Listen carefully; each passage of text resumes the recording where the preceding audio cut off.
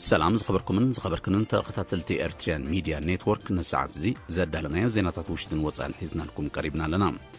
زيناتات نقرب لكم بيتروس منغس ليديا تخلماريان قومون سليمان عثمان عبد بحبارينا فلما أرستا الزينام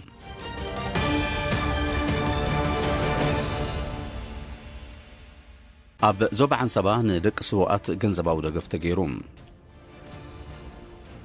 نبرتين وزوبا نقفة أدماعي وفراتات لمعاتي السلاسل اللوم أب موشب مأكلات سنعفن عبلن زوبادو بستقبر مرمراتات سلست زيغاتات كورونا فيروس ترخيبوهم وروابة هاجرات أوغندا تنزانيا زرخبن أستات شحن 445 كيلومتر زرقح مسمر شامبوكو نزيت تصاري ندادي نقهنصا بعسرت 5 مسكرم أب كتما كامبالا أوغندا تسماميعن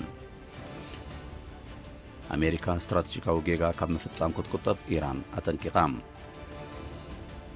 أب كتما بيروت ليبانوس أب زركبوكو بهنصاتات زقاتما حدقا بارع أب نبرتي قطع فتيروم ودب نقد عالم أمريكا أبلع لتشاينا وسينات تزلا وسخ كرتنا هقراو حقدات نقدي زتصارر مخانو حبيروم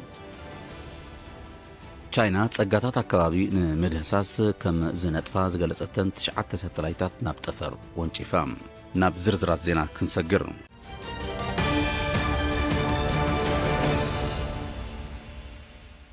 أموشبي مأكلات سنعفن عبالين زبادوبو بعصرت 5 مسكرن بتستقبرن ناي لاباراتوري مرمراتات 3 زيغاتات بكورونا فيروس ملكافهم ترغاغيص الله زوم زيغاتات كلتا أموشبي مأكل عبال حنت دما أموشبي مأكل سنعفت عاقبهم زتصنحيهم سلستيوم كا أبز حلفة قرابا سامنتات بفنو كاب إثيوبيا زتملس مخانهم تفليط الله إذا غمزيلون كلو ات فيروس ترخيبوا أبزوادو بباب زركب هوسبيتال تعاقبا حكمناو كنكن كجبر اللازت أنحت حنت زيغا حاويا نبيتا تفاني اللام بزي مسرت أب إيرترا تقلال قطر بكورونا فيروس زتلخفو زيغاتات كساب لومي 364 باتيحلو 305 كابزيوم بستقبر اللوم حكمناو كنكن حاويهم كاب هوسبيتال كفانون كلو 59 دما أب هوسبيتالات تعاقبهم يركبو مينستر تعنا 15 مسكرم كلتا شحن إسران نبرتن الزوبا نقفا أدمع وفراتات لمعاتي يسالاسلو اللو أبنو الزوبا نقفا نبرت من محدرات كبابي ماريت أبلو بقلا اندلالن لابان بسنك مبلشاو ناقل قلوت موقع عزيا خاتقم زت أنحيك أب كتما نقفا ننب عدتاتهم زقاتوني حامد صرقاتات يتقنو اللو بسنكتم بلشاو تمسمرات تنعدتات عم نحر حدن زنبرن ركبات أو وقت كرامات يقارت من بارو زغلطه ام حدر نوزوبا نقفا اتو يعقوب ادريس بستسلاسل عمام زاغيت بتغلالا 170 كيلومتر كم تتصغنه غليصوم اتقند مسمرات موقعزيا زخونه نحمد صرغاتات بفلاي اب ممللاس حموماتن نفس صوراتن لعل اغلغلوت كم زلو زتقاسه اتو يعقوب لنويح عامتات تبلاشو اغلغلوت اقاريصو زنبره 75 كيلومتر مسمر ادو بحنا نقفاون كم تتصغنه ابريهم أم حدارن وزوبا نقفا أتو يعقوب إدريس موداتا بكما وتبقصوتات استسرح ريحاتات أخول ماي بموهلالن أفتخباب زنبالت أقام ماي 7 تريتن كم تفتح بمتقاس هزبين زوصدو تبقصو أمسكينوم بسيكازي أب من محدار كبابي أقرع أقلقلوت أقاريت أزت أنحين 350 هكتار زي 6 عقم تتأجينو أقلقلوت كجمرن كلو 7 كلتن مكفافل وحجون كم تتأجنه أم من محدارات كبابي اندلال نقفا ماريت معون لاباندما 16 هكتار كاب فقرة مريت كم تفوسه زرخبنايو حبريتا أرديوم أبزوبا عن سبا ندق السواقات جنزباو دقف تجيروم أبزوبا عن سبا نعسى تغلط كفل تمرتهم نمقطعلن أما بل 34 زوريا هاجراوي أقلقلوت هاجراو قبهم نمفتامن نساوان زوردو 38 تندق السواقات جنزباو دقف تجيروم أب كتماكرنا بستخايد سنسرعات أب استفلاليات كالات منقست زنطفو سرحتنياتات زواطئوه لعلي 8 كل تنشح كابشن مونتن وزوباتات نستواطئو دق السواقات تعديلهم صحافه هجدف زوبا عن سبا أتورزنا أدوناي أبز اسمعو قال اتجنزبا وحجز مقصلتنايتي أقدمو كوسد زتنحناي محجز تبقصوتات مخانو تغيسو نتوم ناي كوليج تمرتهم كقصلو زدالو زلو تمهرون تماسسالس قمتታት كوسد مخانو قليصوم إذا همزيلون كله أبزوبا دوبوب نوزوبا عدو خالان زوبا مأكل نوزوبا قودايفن نتصقمات صدرابيتات جنزباوي حجزات تجيرو በዚ መሰረት ሰብ ጸጋ ተወለድቲ ዳምባንዳ ስላሴ ምምሕዳር ከባቢ ዓደንፊ ንዞባ ዓዱ ኻላ ንጽጉማት ዘኽታማትን አረጋውያንን 77582 ናቕፋ ሓገዝ አበርኪቶም ብተመሳሳሊ ሰብ ጸጋ ተወለድቲ ዓድታት ሰብዑን ዓዲ ብርኩትን ንጽጉማት ወገናት 125090 ናቕፋ ሓገዝ ከም ዝገበሩ ዝተረኽበ ሓበሬታ የነጽር ብዘይካዚ ኣብ ካናዳን አሜሪካን ዝነብሩ መተዓበይቲ ባርጅማን ዞባ ጎዳይፍ ን77 ጽጉማት ስድራቤታት ዝለኣኽዎ ልዕሊ 137000 ናቕፋ ንነበርቲ ምምሕዳራት ከባቢ ኤክስፖ ተኸፋፊሉ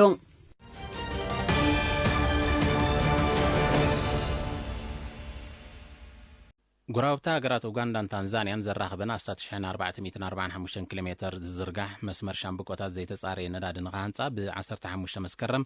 ኣብ ከተማ ካምፓላ ኡጋንዳ ተሰማሚዐን እዚ 3.5 ቢልዮን ዶላር ወጻኢታት ዝጠልብ ዘሎ ፕሮጀክት ንወደባዊት ከተማ ታንዛኒያ ታንጋ ምስ ማእከላይ ከተማ ካምፓላ ኡጋንዳ ዘራኽብ እዩ እቲ ስምምዕ ፕሬዚደንት ኡጋንዳ ዮዌሪ ሙሴቪኒን ፕሬዚደንት ታንዛኒያ ጆን ማጉፉሉን ኣብ ዝተረኽቡሉ ተፈጺሙ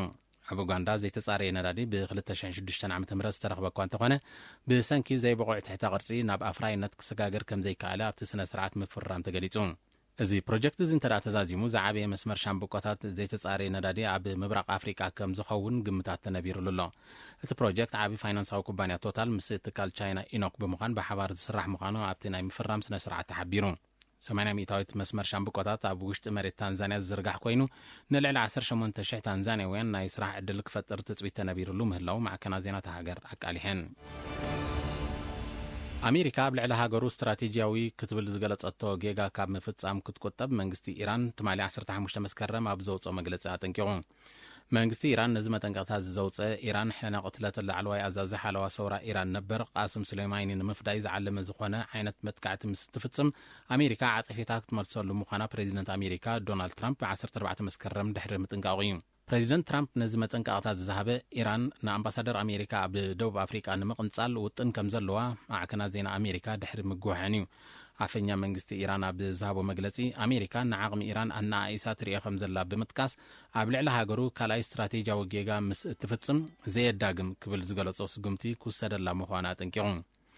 እዚ ሓድሽ ምዕባለታት እዚ ነቲ ኣብ መንጎ ክልቴን ሃገራት ተፈጢሩ ዘሎ ምትፍናን ናብ ዘይተደልየን ጎምፂ ከየምርሖ ዘስግእ ምዃኑ ተንተንቲ ሁሉ ኩነታት ማእከላዊ ምብራቕ ይእምቱ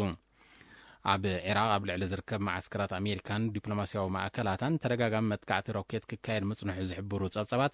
መንግስቲ ኣሜሪካ ብኢራን ብዝድገፉ ዕጡቃት ሚሊሻታት ይፍጸም ከም ዘሎ ይዝኸስስ ኣሜሪካ ካብቲ ኣብ 2015 ዝተበጽሐ ንኒውክሌሳዊ መደባት ኢራን ዝምልከት ኣህጉራዊ ስምምዕ ድሕሪ ምውጻእ ዲፕሎማሲያውን ወተሃደራውን ምፍሕፋሕ ክልቴን ሃገራት ዓሪጉ ምህላው እዩ ዝሕበር ማሊ 15 መስከረም ኣብ ሓደ ካብ ውቅባት ህንጻታት ከተማ ቤይሩት ሊባኖስ ዘጋጠመ ሓደጋ ባርዕ ኣብ ነበርታ ከተማ ቁጣዕ ፈጢሩ እዚ ሓደጋ ባርዕ ኣብ ውሽጢ ሒደ ሳምንታት ኣብታ ከተማ ዘጋጥም ዘሎ ሳልሳይ ምዃኑ ዝሓበሩ ጸብጸባት ዛጊት በዚ ሓደጋ እዚ ኣብ ልዕሊ ህይወት ሰብ ብዛዕባ ዝወረደ ጉድኣት ዝተዋሃበ ሓበሬታ የለን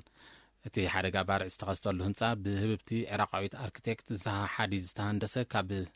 መለለይ ከተማ ቤይሩት ምዃኑ ዝገለጹ ጸብጸባት እቲ ባርዕ ሰዓታት ድሕሪ ዝወሰደ ስራሓት መጥፋእቲ ሓዊ ሙሉ ብሙሉ ኣብ ትሕቲ ቁፅጥር ከም ዝወዓለ እኳ እንተተሓበረ ነበርቲ ከተማ ቤይሩት ግን እቲ ተደጋጋሚ ሓደጋታት ዝፈጠረሎም ቁጣዕ ይገልጹ ኣለዉ ብ4 ነሓሰ ኣብ ወደብ ከተማ ቤይሩት ብዝተኸስተ ኖት ግን ባርዕን ህይወት 190 ሰባት ከም ተቐዝፈን ኣብ ልዕሊ ትሕቲ ቅርጺ ብሓፈሻ መንበሪ ኣባይትን ህንጻታትን ድማ ብፍላይ ከቢድ ዕንወት ከም ዝወረደን ይዝከር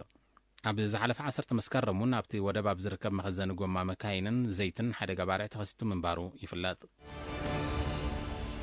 ኣሜሪካ ኣብ ልዕሊ እታው ንብረት ቻይና ወሲናቶ ዘላ ወሰኽ ቀረጽ ንኣህጉራዊ ሕጋጋት ንግዲ ዝጻረር ምዃኑ ውድብ ንግዲ ዓለም ብ15 መስከረም ሓቢሩ ምምሕዳር ፕሬዚደንት ትራምፕ ብጉዳይ ዝምታ ኣእምራዊ ዋኒን ከምኡን ዘይሚዛናዊ ንግዳዊ ንጥፈታት ኣብ ልዕሊ ቻይና ዘቕረቦ ክሲ ጭብጢ ከም ዘይብሉ እዩ ትውድብ ዝገልጽ ምምሕዳር ፕሬዚደንት ትራምፕ ነቲ ውድብ ንግዲ ዓለም ዝሃቦ መግለጺ ብትሪኽ ነጽጎን ከሎ ቻይና ብወገና ሞጊሳቶላ ኣሜሪካ ካብ 2018 ኣብ ልዕሊ እታው ንብረት ቻይና ናይ ቢልዮናት ዶላር ቀረጽ ከም ዝወሰነት ዝፍለጥ ኮይኑ ቻይና እውን ተመጣጣኒ ዝወለቶ ናይ መልሰ ግብሪ ስጉምቲ ከም ዝወሰደት ጸብጸባት የረዱን ነቲ ጉዳይ ብዘተ ንምዕራፍ ክካየድ ዝጸንሐ ዲፕሎማሲያዊ ጻዕሪ ዛጊት ዝጥቀስ ውጽኢት ከም ዘይተረኽቦ ይዝግለጽ ኣብ መንጎ ክልቲአን ብቁጠባ ዝበልጸጋ ሃገራት ተፈጢሩ ዘሎ ንግዳዊ ዘይምቅዳው ንኻልኦት ሃገራት ከይተረፈ ኣሉታዊ ሳዕቢናት ኣኸቲሉ ከም ዘሎ ኪላታት ቁጠባ ይጠቕሱ ማሕበረሰብ ዓለም ኣከባቢ ንምዕቃብ ዝጥቀስ ተበግሶ ብዘይ ምውሳዱ ብገምጋም 3/4 ካብ ባህርያዊ ጸጋታት ምድሪ ከም ዝበረሰ ጸብጻባት ኣከባቢ ሓቢሮም ብሰንኪ ኣሉታዊ ክስተት ተፈጥሮኣዊ ብዙሕነት ካብ 1970 ብኣስታት 70 ሚታዊት ከም ዘንቆልቆለ ዝጠቐስቶም ጸብጻባት ሚልዮናት ዓሌታት እንስሳታት ጸኒቶም ክኾኑ ከም ዝኽእሉ ኣሚቶም ብዘይካዚ ብሰንከቲ ኣብ ኣከባቢ ዝረአ ዘይቁርዒን ዘይሚዛናውን ተጠቃምነት ምድሪ ከተፍርዮ ዝግባእ ጸጋታት ብልዑል ናህሪ የንቆልቁል ከም ዘሎ ኣብቲ ጸብጻብ ተጠቒሱሎ ብሰንኪ ዘይግቡእ ተጠቃምነት ጸጋታት ምድሪ ንዓመተ 2020 ዝቐረበቶ መግቢ ኣብ ዝሓለፈ ወርሒ ነሓሰ ከም ተጸንቀቐ በዚ ድማ ወዲ ሰብ ተሪፈን ንዘሎ ኣዋርሕ ናይዚ ዓመት እዚ ካብ ቀረባት 2021 ክልቃሕ ከም ዝግደድ እዩ ዝሕበር ዘሎ እዚ ከምዚ እንከሎ ኣከባቢ ብምዕቃብ ጸጋታት መሬት ናብ ንቡር ንምምላስ ነዊሕ ግዜን ገዚፍ ባጀትን ክሓትት ምዃኑ ኪላታት ይገልጹ ኣለዉ ብገምጋም 9 ሚታዊት ጠንቂ ናይቲ ኣብ ልዕሊ ኣከባቢ ዝወርድ ዘሎ ኣሉታዊ ሳዕቤናት ወዲ ሰብ ምዃኑ ክሕበር ጸኒሑ እዩ ካብ ዝሓለፈ ቀረባ ዓመታት ምምዝባል ክሊማዊ ለውጢ እናገደደ ከም ዝመጸ ከም ሳዕቤኑ ድማ ኣብ ኣከባቢ ዝወርድ ዘሎ ኩሉ መዳይ ወሃስያ ከም ዘያደ ይፍለጥ ኣብ ዝተፈላለየ ኣከባቢታት ዝኽሰት ዘሎ ሓደጋታት ባርዕ መሮር ዕለቕልቕን ካልእ ባህርያዊ ሓደጋታትን ኣብነት ናይቲ ኣብ ኣከባቢ ዝወርድ ዘሎ ሃስያ ምዃኑ እዩ ዝጥቀስ ቻይና ጸጋታት ኣከባቢ ንምድህሳስ ከም ዝነጥፋ ዝገለጸተን 9 ሳተላይታት ናብ ጠፈር ወንጪፋ እዘን ትማሊ 15 መስከረም ዝተለኣካ ሳተላይታት ንባህርያዊ ጸጋታት መሬት ቅያሳ ከተማታት ከምኡን ባህርያዊ ሓደጋታት ዝምልከት ስእልታት ክስንዳ ምዃንን ሰመዚ ማእከል ምርምር ጠፈር ቻይና ሓቢሮም ቻይና ነዘን ናይ ትማሊ ደሚርካ ኣብ ተመሳሳሊ ስራሕ ከም ዝነጥፋ ዝተገልጻ ኣስታት 350 ሳተላይታት ናብ ጠፈር ከም ዝወንጨፈት ጸብጻባት ይጠቕሱ ኣብ ጠፈራዊ መዳይ ብተዛማዲ ጽቡቕ ገስጋስ ተመዝግብ ዘላ ቻይና ኣብ ዝመጽእ ቀረባ ዓመታት ናይ ገዛእ ርእሳ መደበር ጠፈር ንምድኳን መደብ ከም ዘለዋ እያ ትሕብር ቻይና ኣብቲ ብድነ ዝተሸፈነ ክፋል ወርሒ ሳተላይት ዝለኣኸት ናይ ፈለማ ሃገር ምዃና ይዝከር ኣብ ኣህጉርና ኣፍሪካ ምርመራ ላቦራቶሪ ካብ ዝተገብረሎም ሰባት 10 ሚታዊት ቫይረስ ኮሮና ተረኺቦም ኣሎም ኣብ ኣህጉርና ኣፍሪካ ምርመራ ኮሮና ቫይረስ ንቕጽል ብመሰረት ዝቐረበ ጻውዒት ክሳብ ሕጂ ልዕሊ 12 ሚልዮን ሰባት ምርመራ ተገይሩሎም ኣሎም በዚ መሰረት ምርመራ ላቦራቶሪ ካብ ዝተገብረሎም ሰባት 10 ሚታዊት ዝኾኑ ቫይረስ ኮሮና ተረኺብዎም ከም ሓበሬታ ማእከል ምቁጽጻርን ምክልኻልን ሕማማት ኣፍሪካ ክሳብ ሕጂ 1,366,138 ሰባት በቲ ቫይረስ ተታሒዞም ኣለዉ 32,849 ድማ ብሰንኪቲ ቫይረስ ህይወቶም ስኢኖም ኣብ ኣህጉርና ኣፍሪካ 1,112,000 ዝኾኑ ሰባት ካብ ቫይረስ ኮሮና ድሒኖም ናብ ገዝኦም ከም ዝተመልሱ እውን እቲ ማእከል ኣፍሊጡ እቲ ማእከል ኣብ ዝሓለፈ ሰሙን ኣብ ዘውፅኦ ጸብጻብ ኣፍሪካ በቲ ቫይረስ ካብ መንጎ ዝተታሕዙ ሰባት እቶም 81 ሚእታዊት ኣብ 10 ሃገራት ዝርከቡ ምዃኖም ገሊጹሎም بمسرت حبريتا CGTN بدرجة عالم أبشام ناي درجة زلا دوب أفريقيا 22 مئتاويت كاب هزبا بز فيروس كلكفون كله موروكو 21 مئتاويت إثيوبيا 14 مئتاويت ليبيا 10 مئتاويت ألجيريا 4 مئتاويت كومون كينيا نيجيريا ناميبيا تونيزيا جبسن ككلة مئتاويت حيزن يركبام بأسترازينيكا زتبهل تكال مفر مدهانيت زفرية سالساي قص فتنة كتابت أب برازيل نحموش تشيح ولنتوين سبات كوهاب مخانو منيستر طعنا ناي برازيل حبير اللام كاب زيناتات كورونا غيوتانا بزحال في 24 ساعات 27 سبات أب بريطانيا بحمام كورونا فيروس كم زموتو تقليس اللوم لعلي 3,150 سبات دما تلقيفهم ويكات تحيزم اللو أب بريطانيا كاب ورح مسكرم قطر مالكفتي كاب معالتنا معالتي يوسق بمهلاو منقستي ترير كايدك قبري حتى تالوم بفلاي دما أب متأخاب سبات بريطانيا زلع على قطر موت كاب زمزقبا هقرات إيروبا حانتيام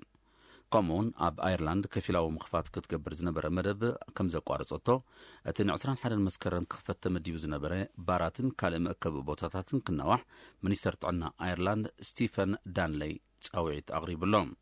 كومون دنمارك أب أبيات مكبي ناي ساعتات مكيار جيرالام ساعة 10 مشت كعصو تأزاز تمحلالي فيكم زلو مع كنا زينا نيتهاجر أكالي حن